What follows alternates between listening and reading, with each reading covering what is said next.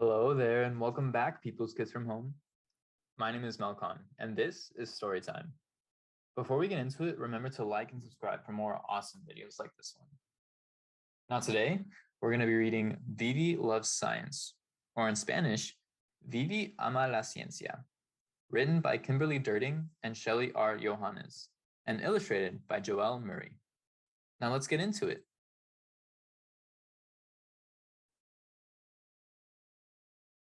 Vivi loved science. She loved learning about nature and planet Earth. She especially loves the ocean and everything that lives in it.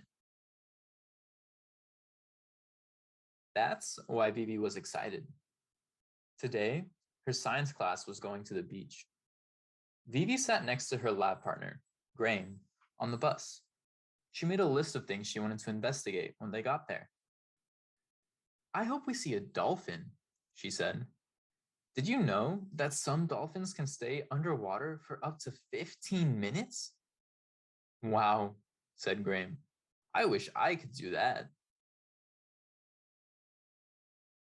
When they arrived at the shore, their science teacher, Miss Cousteau, said, "Today we're going to study tide pools. We might spot a starfish, crabs, or even a jellyfish." Vivi raised her hand.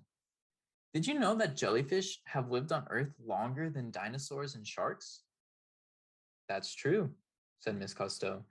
Jellyfish have been around for at least 500 million years. Scientists think they are the oldest animals on our planet. Sharks have only been here for about 400 million years, said Vivi. Are sharks fish? Asked Graham. Yes, said Miss Cousteau said. Sharks are fish because they breathe underwater. Did you know that the biggest shark is called a whale shark? Said Vivi. Whale sharks can be 40 feet long. What's the smallest shark? Asked Mia.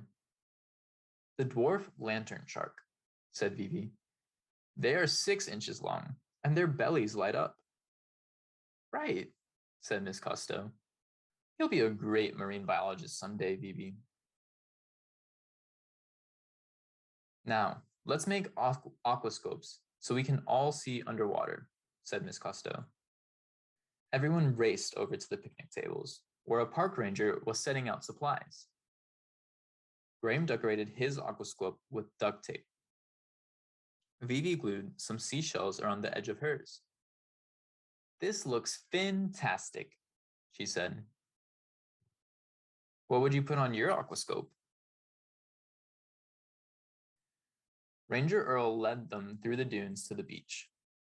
Vivi and her friends were careful to stay on the path, away from the nesting birds and delicate grasses.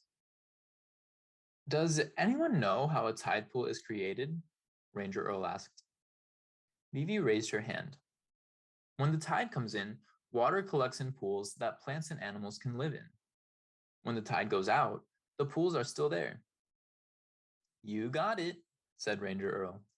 The tide is low now, so we should have lots of tide pools to investigate. Everyone work with your lab partner, said Miss Cousteau, and be sure to record what you find on your scavenger hunt worksheet. Let's look for a big pool, said Vivi to Graham. They raced toward the rocks. There's one, Graham pointed to a large pool of water. You go first, and I'll record the data. Vivi peered into the water with her aquascope. Wow, she said. I think I see an anemone. Graham checked off sea anemone on the list. Vivi called out each animal she spotted. Snails, baby clams, barnacles, 4 hermit crabs, a minnow. Do you see any plants? Graham asked. There's some seaweed and algae, Vivi said. Do you want to look? Graham put his aquascope into the water. Mussels, a starfish, a sea urchin. There are tons of shells, too. They found a lot, huh? Vivi spotted a big seashell near the tide pool. She picked it up and held it to her ear. "This sounds just like the ocean," she said. "But it's really air traveling through the shell." Graham listened too. "Sounds like waves to me," he said. "I wonder who lived in this shell," said Vivi. "Maybe a giant crab," said Graham. "Let's put it back," said Vivi, "so someone will move in again." Vivi pointed at a flat rock, closer to the water's edge. "Let's see if anything lives under there," she said. "It's an excellent hiding place," said Graham. "Maybe we'll even spot an eel." Together, Vivi and Graham turned over the rock. "What's that?" said Graham. "It looks like a toad." "Look, over here. We found a huge fish," Vivi yelled. The entire class raced over to see what Vivi and Graham had discovered in the tide pool. "We need to get that fish back into the ocean," said Mia. "It's running out of water." "Wait, I don't think we should touch it," Vivi said. "You're right, Vivi," Miss Cousteau said. "Let's ask the ranger. She'll know what to do." "That is a plain fin midshipman," Ranger Earl said. "This fish buries itself into wet sand and mud when protecting its nest." Graham pointed to the little orange circles stuck to the bottom of the rock. "What's that stuff?" "Those must be her eggs," said Vivi. "Actually, those are his eggs," Ranger Earl explained. "His?" Mia asked. "Yes, the dad stays with the nest until the eggs hatch," Ranger Earl said. "How long does that take?" Vivi asked. "The dad protects and cleans the eggs for weeks and weeks," said Ranger Earl. "Sometimes there are hundreds of eggs." "I'm glad we didn't move him," said Mia. "You were right not to move him," said Ranger Earl. "Whenever we're in nature, it's important to look at animals and not touch. Plus, this is his home, and we're just visitors," Vivi said.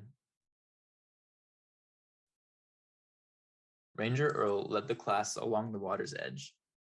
They spotted something lying on the sand. "What is that?" asked Mia. "Be careful. That's a jellyfish," Ranger Earl said. "Do they bite?" Graham asked. "No, jellyfish don't have teeth," Vivi said. "Right.